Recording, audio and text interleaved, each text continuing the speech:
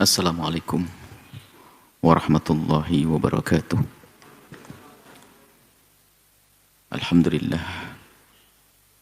Nahmaduhu subhanahu wa ta'ala hamdan. Yuwafi ni'amahu wa yukafi mazidah.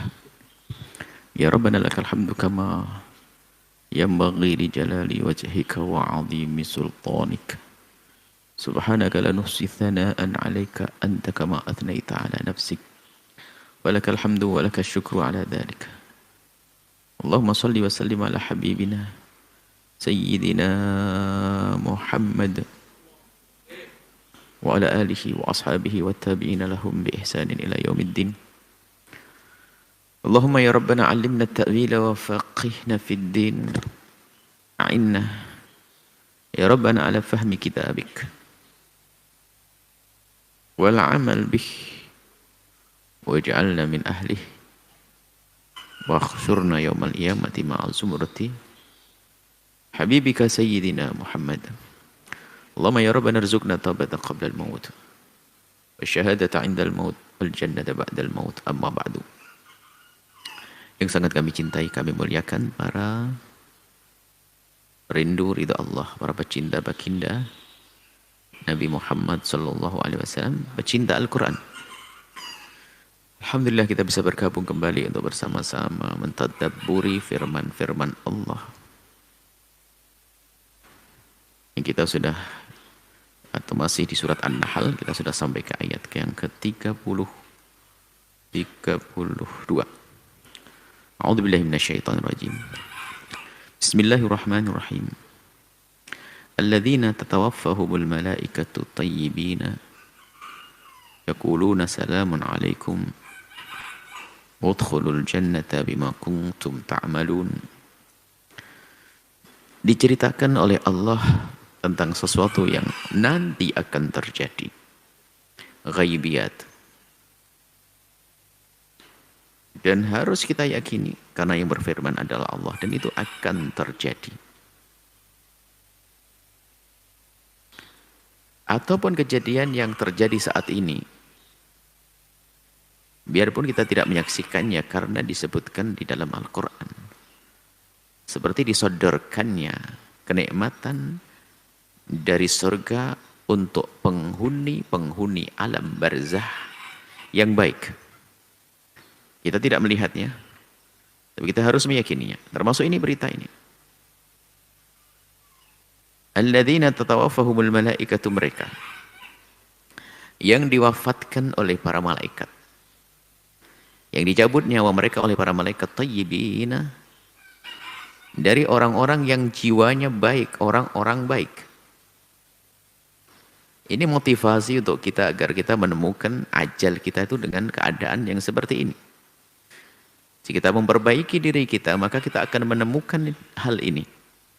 Di saat dicabut nyawa kita kelak setelah panjang umur, karena kita biasa membersihkan jiwa kita, hati kita dari kekotoran-kekotorannya, maka kita tergolongan yang thayyibina, orang-orang yang baik.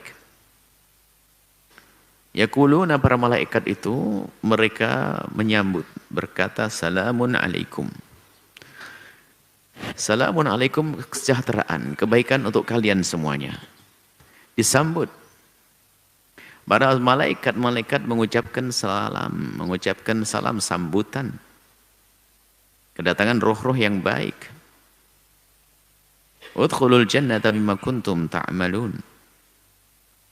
Roh ini nanti yang akan diseru udkhulul jannata. Manusia-manusia ini yang akan diseru nanti udkhulul jannata. Masuklah ke surga.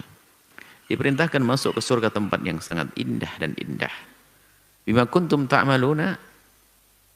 Dan diingatkan, memang kita masuk surga bukan karena amal kita, akan tapi begitulah kasih sayang Allah. Diingatkan bahwasanya, ingat karena kebaikan-kebaikan yang kau lakukan, kau menjadi punya pangkat di surga ini. Jadi bima kuntum ta'malun ini bukan sebab karena amalmu, tidak. Bukan sebab amalmu kamu masuk surga, akan tapi masuklah engkau ke surga dan engkau bawa bersamamu amal-amal yang pernah kau lakukan dulu waktu di dunia. Artinya apa? Itulah yang disebut dengan naik pangkat. Jadi amal itu untuk pangkat. Masuk surga Allah kasih. Jadi dengan amal yang banyak maka pangkatnya tinggi. Maka masuklah engkau ke surga hai orang yang beriman bersama apa yang pernah kau lakukan. Sehingga kita sering mendengar bahasa apa yang kita bawa, amal kita. Maksudnya kita bawa amal kita, ya ini loh di saat kita disuruh masuklah ke surga dengan amal yang pernah engkau lakukan dahulu waktu di dunia.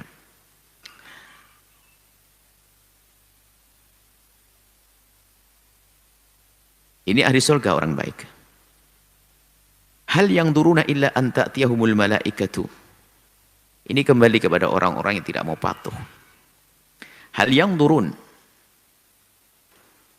Apa yang mereka lihat? Apakah yang mereka lihat? Yang durun melihat, tapi dimaknai juga yang durun adalah yang dur melihat dengan mata. Yang durun. Tapi yang dur kadang dimaknai yang dur binadri mutarakibin. Yang dur itu adalah menanti. Menanti itu sebetulnya kan melihat tapi sambil memperhatikan. Misalnya apa? Kita menanti orang yang datang. Dia pakai mobil. Setiap ada suara mata kita melihat kepada tempat yaitu pintu gerbang.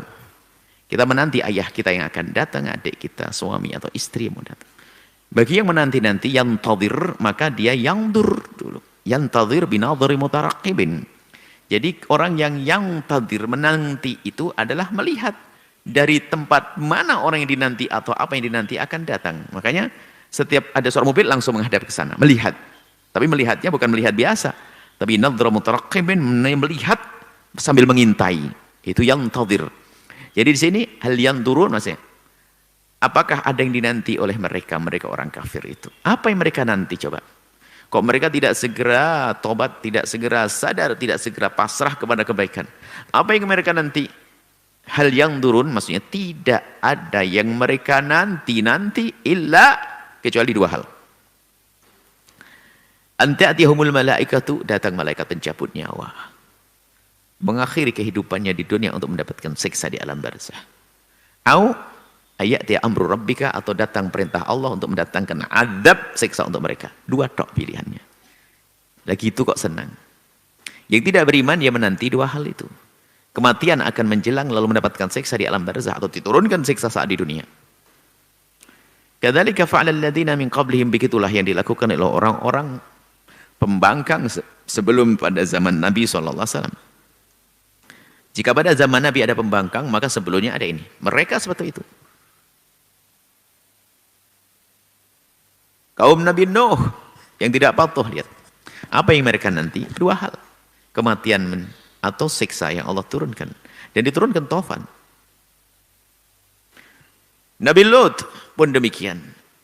Yang mengingkari Nabi Lut yang dinanti hanya apa? Turunnya hujan batu dan bumi dibalik. Dan yang lainnya. Wa ma dhalamahumullahu, dengan demikian itu saat Allah menurunkan siksa atau Allah mematikan kemudian menyiksa di alam barzah, itu tidak zalim Allah. Akan tapi kanu anfusahum yadhlimun, mereka sendiri dikasih tahu nggak mau, gimana dikatakan tidak dikatakan zalim. Ibaratnya gamblang, jangan ke situ licin banyak duri, nggak apa-apa kepleset kena duri. Apakah menyalahkan yang memberitahu? Ya enggak dong. Kamu dikasih tahu enggak mau. Kamu dikasih tahu enggak mau.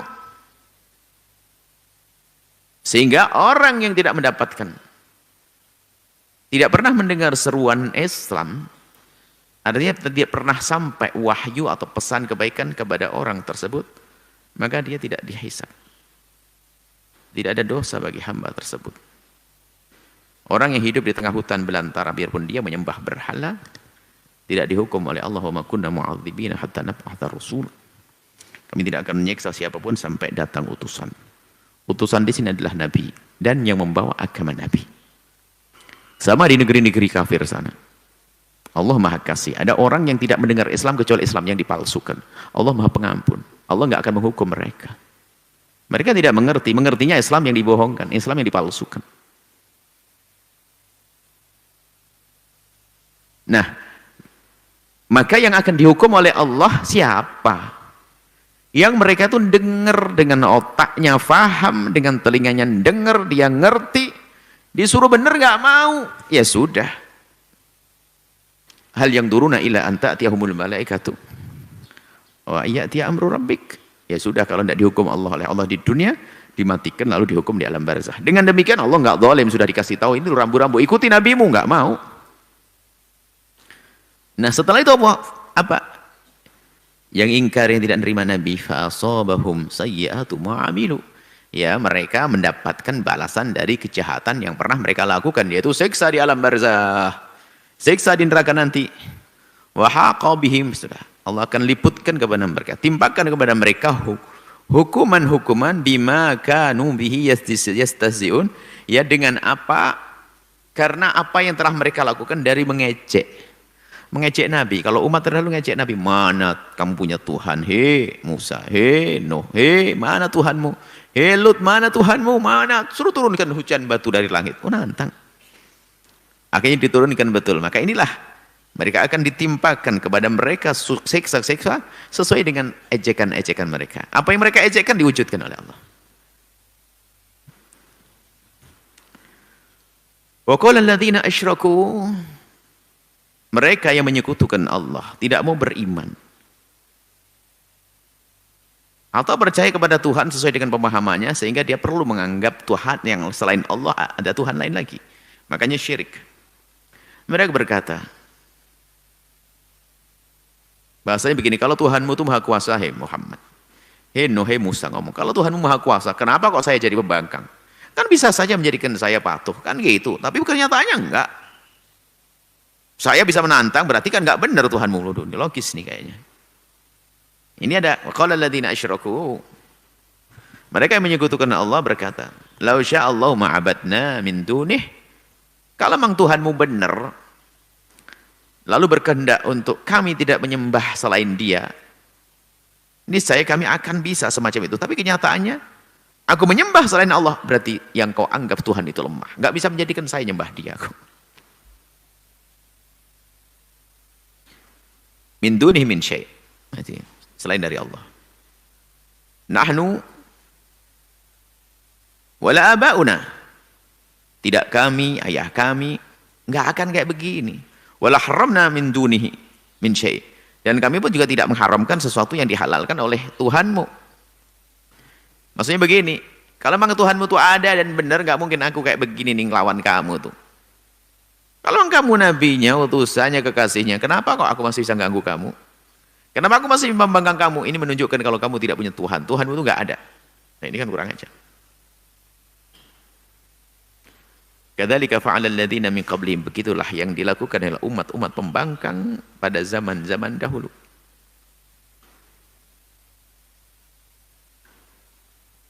Nah, ini begitu. Jadi mereka itu menyalahkan Tuhan, menyalahkan Allah di saat mereka kafir. Ya selalu ngomong, ya Allah kalau engkau benar kenapa aku kafir? Ketika kau rubah hatiku agar beriman, agar aku beriman kan selesai. Fahal 'alal rusuli illal balaghul mubin, ketahuilah. Apakah ada tugas Nabi kecuali untuk menyampaikan? Maksudnya apa? Nabi itu hanya menyampaikan. Nabi tidak bisa membuat perubahan apapun kecuali diizinkan oleh Allah. Nabi pun tidak bisa memberikan hidayah, tapi Allah jadikan sebab hidayah. Nabi menyampaikan kebenaran kepada mereka orang-orang kafir. Nabi pun tidak bisa merubah mereka. Nabi hanya menyampaikan, tugas dari Allah untuk menyampaikan kebenaran agar disampaikan oleh para nabi, para utusan kepada kaumnya. Ini tugas Nabi. Hanya sampai di situ. Adapun yang memberikan hidayah adalah pilihan Allah Subhanahu wa taala. Maksudnya apa? Masuk Islam dan tidak masuk Islam adalah pilihan Allah. Pilihannya bagaimana? Bukan pilihan dijadikan orang beriman semuanya. Enggak, pilihan Allah memilih kalian orang-orang yang menyekutukan Allah, memang memilih kalian untuk penghuni neraka. Karena sudah punya neraka, Allah siapkan neraka untuk kalian. Dan begitu.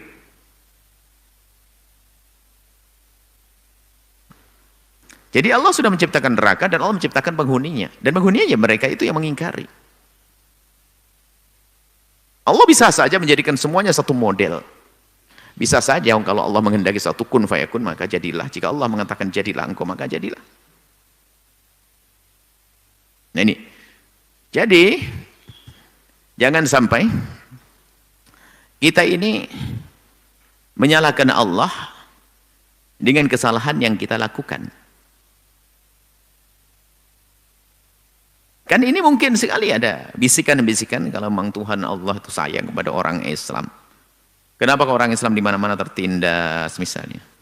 Di negeri mana tertindas? Loh, di mana Tuhan Allah? Lain. Ini kadang-kadang pertanyaan begini menggelitik juga. Bagi sebagian orang yang tidak paham makna keimanan yang sungguhnya mungkin tergoda juga. Iya sih. Iya, kalau memang Allah sayang kepada orang beriman, tapi kenapa? Orang beriman kok banyak yang nyungsep kemudian sakit segala macam. Ini gimana nih? Wah, mungkin Tuhan nggak ada lah ini. Kita kembalikan bahwasanya Allah menciptakan makhluknya sesuka Allah. Tidak ada yang mengatur Allah. Sehingga Allah menciptakan siang, ada malam. Ada hitam, ada putih. Kalau Allah menciptakan orang baik, ada orang buruk, suka-suka Allah buat. Kita hamba kok usil, Allah lebih tahu apa mal. Allah lebih tahu tentang ciptaannya.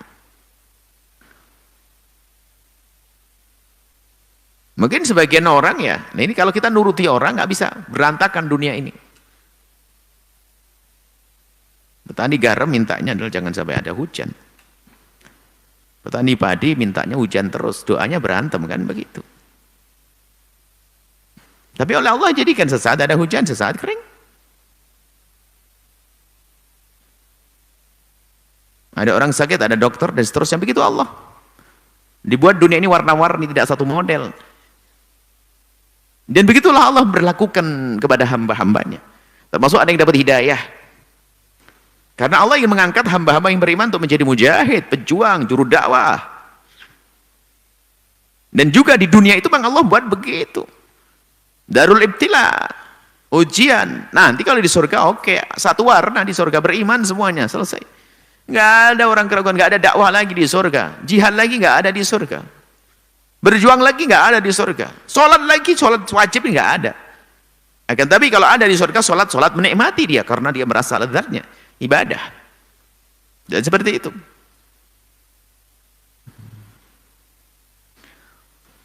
Jadi Allah menciptakan makhluknya ini sesuka Allah. Jangan atur. Jadi jangan atur Allah. Jadi Allah menciptakan orang kafir yang memusuhi Islam, ada maksud di balik itu semuanya. Allah telah menyiapkan surga tinggi bagi orang-orang mati syahid, maka Allah ciptakan orang kafir yang memicu peperangan, lalu orang Islam berperang lalu mati syahid. Begitu. Walaqad ba'atsna fi kulli ummatin rasulan. Kami telah mengutus setiap kaum, setiap umat ada utusan. Yang utusan itu menyeru ani'budullaha wajtanibut taghuta. Sembahlah Tuhan Allah dan jauhilah taghut. Taghut itu adalah sesembahan selain Allah. Berhala atau raja yang dituhankan, taghut. Kemudian di antara mereka yang diseru itu ada minhum man hadallah. Sebagian ada orang yang mendapatkan hidayah, Allah berikan hidayah. Wa minhum man haqqat alaihimud dhalalatu. Ada sebagian dari mereka yang sudah pasti bahasanya dia adalah orang sesat. Yang enggak mendapat hidayah.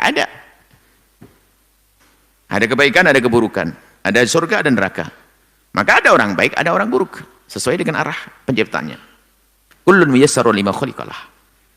Semua akan dimudahkan sesuai dengan mau diletakkan di mana oleh Allah. Makanya kalau orang ini orang ahli surga, di dunia ini kelihatan bahasanya amalan surga baginya begitu mudah sekali. Amalan surga begitu mudah sekali. Tapi begitu sebaliknya, kalau seorang memang tempat yang di neraka, gampang. Sehingga berbuat dosa itu nggak pakai rencana, jadi. Tapi begitu sebaliknya, kalau orang dipilih oleh Allah mau berbuat jahat, direncanakan pun nggak jadi. Fasiru fil ardi, sudahlah, berjalanlah di atas bumi. Maksudnya apa? Sesuai dengan aktivitas-aktivitas yang bisa kau jalani. Ikuti rambu-rambu. Fa'unduru, kemudian lihat. Fasiru fil ardi, lihat. Lihat di semesta ini. Perjalanan manusia yang diberitakan dalam Al-Quran dari Nabi Nuh, Dari Nabi Adam sampai hari ini apa? Lihat, fasiru fil ardi, lihat. Melanglanglah engkau dengan wawasanmu ke dalam sejarah kehidupan manusia itu, lihat. Bagaimana akibatul mukadzibin?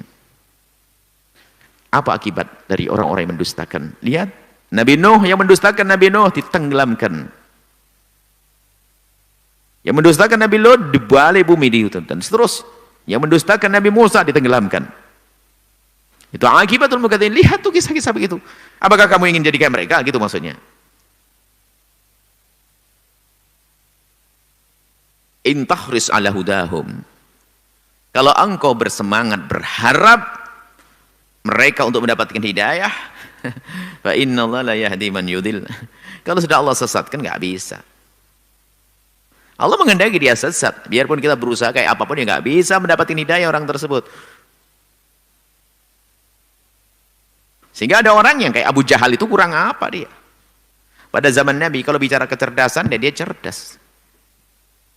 Padahal kalau dia gabung saja yang Nabi klik, istimewa dia. Karena dia mudah belajar itu nggak susah kayak Abu Jahal itu. Tapi kenyataannya tidak bisa menerima baginda Nabi SAW. Biarpun dia tahu Nabi itu benar dan Nabi adalah Nabi. Lihat, tahu Nabi Muhammad Nabi. Karena Abu Jahal itu nggak bisa mendustakan baginda Nabi. Karena apa? Orang jujur, omongannya pasti benar. Tapi lihat kesombongannya, kecongkaannya menjadikan dia mendustakan. Sebetulnya dia tidak bisa mendustakan.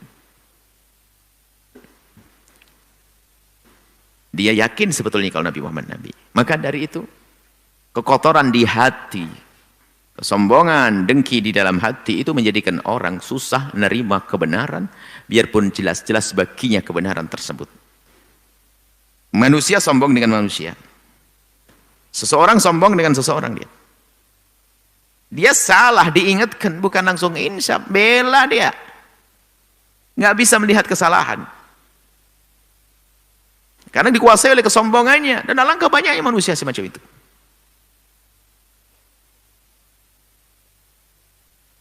Wamalahu min nasirin, kalau sudah orang begitu nggak bisa ditolong. Maksudnya nggak ada penolong. Allah tidak memberikan pertolongan kepada dia. Kalau sudah Allah tidak menolong, siapa yang bisa menolong? Allah tidak menolong hamba tersebut, tidak mendapatkan hidayah. Allah tidak berkasih, biarpun 1000 manusia, juta manusia merayu dia, nggak bisa. Nggak bisa mendapatkan hidayah. Maka hidayah itu mahal, hai al-iman. Jaga iman yang Allah berikan kepada kita. Allah telah pilih kita untuk beriman, jaga iman.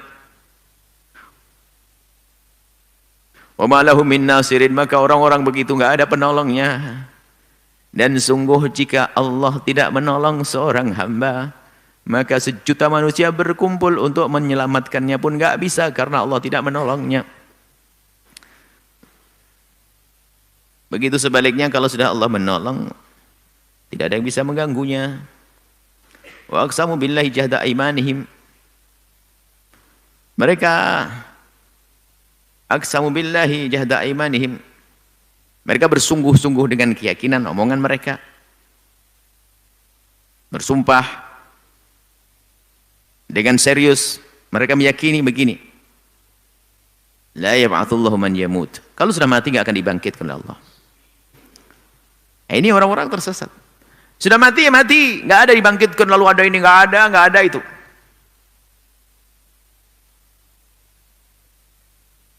Bala wa'dan 'alaihi haqqan. Walakin aktsarun nasi la ya'lamun. Semuanya yang dijanjikan oleh Allah itu benar. Hei ahli iman, jangan ragukan. Yang dijanjikan oleh Allah bahwasanya akan dibangkit, akan dihidupkan kembali nanti. Ada kehidupan setelah kehidupan di dunia. Ini seruan pada ahli iman. Kalau orang di luar yang bukan ahli iman nggak bisa, nggak paham. Bukan nggak paham, nggak mau nerima sudah apa-apaan tuh. Kalau sudah mati ya mati, ngapain bangkit-bangkit? Sehingga bahaya sekali orang yang tidak beriman pada hari akhir. Sehingga kebaikannya, ukuran kebaikannya sangat terbatas. Jika orang menguntungkan bagi dia, maka akan mau. Kalau enggak mau dia. Maka jahat manusia yang tidak percaya pada hari akhir itu potensi itu jahat. Tapi kalau orang percaya adanya hari akhir dan adanya hari pembalasan, maka dia itu berpikir panjang. Karena dia tahu dia tidak akan berbuat jahat. Kenapa? Kalau dia berbuat jahat saat ini, biarpun lepas dari pengadilan dunia, dia berpikir bahwasanya nanti ada pengadilan akhirat. Maka susah berbuat jahat, maka menguatkan kembali kepada keimanan kepada hari akhir, kepada yang gaib itu luar biasa, akan membentengi kita, membatasi kita untuk melakukan kezaliman, dosa-dosa di dunia ini. Walakin aktsarun nasi la ya'lamun. Banyak mereka yang tidak tahu bahwasanya kebangkitan di akhir kehidupan orang akan dibangkitkan kembali, itu pasti yakin. Karena disebut dalam Al-Qur'an. Harus kita yakini akan dikirim di padang mahsyar.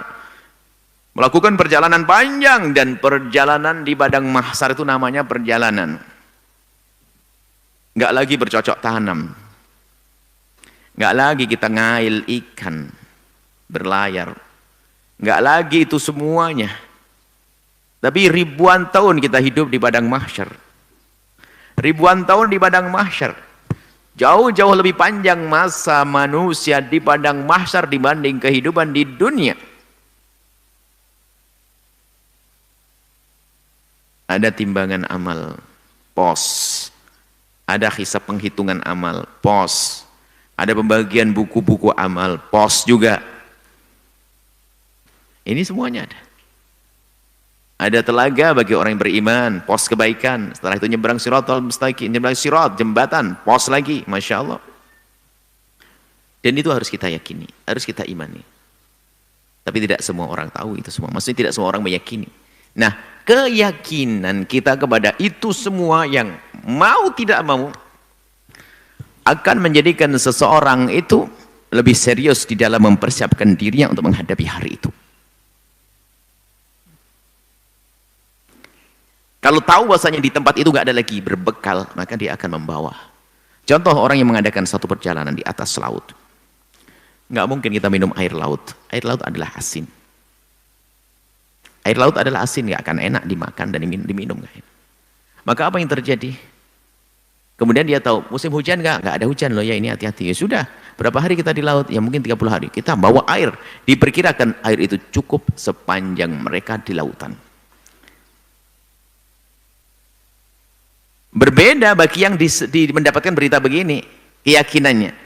Ini, keyakinan atau dugaan ada bekal yang dikirim. Sudah nggak usah khawatir, nanti akan kita kirim pakai helikopter air. Nah, maka di saat ada iming-iming akan ada helikopter, ya akan ngirim dia, maka dia ngambil bekalnya juga nggak terlalu pusing-pusing amat, kan nanti juga dikirim, tinggal calling aja.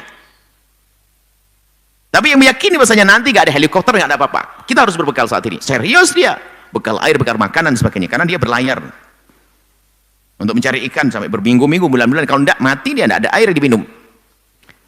Begitu juga keyakinan seorang hamba dengan hari akhir. Semakin kuat keyakinannya di hari akhir, bahwasanya di hari itu nggak ada lagi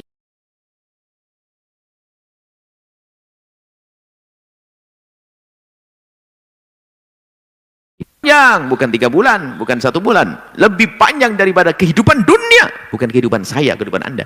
Kehidupan kita mah kecil banget. Kehidupan dunia itu dibanding kehidupan akhirat sangat-sangat kecil, dan kita dibanding kehidupan dunia juga sangat kecil. Kalau bicara tentang kehidupan dunia, sudah ada kakek moyang kita hidup dari dulu sampai Nabi Adam, berapa ribu tahun yang lalu. Di antara ribuan tahun kehidupan di dunia, kita hanya dapat bagian puluhan. Anggap saja 100 berapa? Ayo. Puluhan. Kehidupan di dunia. Nah, berbekal kehidupan di akhirat itu lebih panjang lagi. Belum lagi perjalanan sebelum akhirat padang mahsyar. Itu panjang banget kisahnya. Maka yang meyakini itu semuanya pasti mau tidak mau, dia akan banyak berbekal agar di perjalanannya di padang mahsyar nanti tidak kerepotan. Belum lagi setelah itu di terminal terakhir, dia tidak ingin sengsara di neraka, dia ingin masuk surga Allah Subhanahu wa taala. Maka ini cuma tidak semua orang punya keyakinan. Walakin aktsarun nasi la ya'lamun. Banyak orang yang meyakininya kurang atau mungkin tidak meyakini. Maka sangat bahaya sekali yang tidak meyakini adanya hari pembalasan, yang tidak meyakini adanya hari akhir, maka dalam hidupnya pasti membahayakan sekali. Kenapa? Karena yang dipikirkan adalah tentang keuntungan keselamatan dirinya, karena bagi dia kehidupan itu hanya di dunia, tidak ada kehidupan di akhirat. Wallahu a'lam bishawab.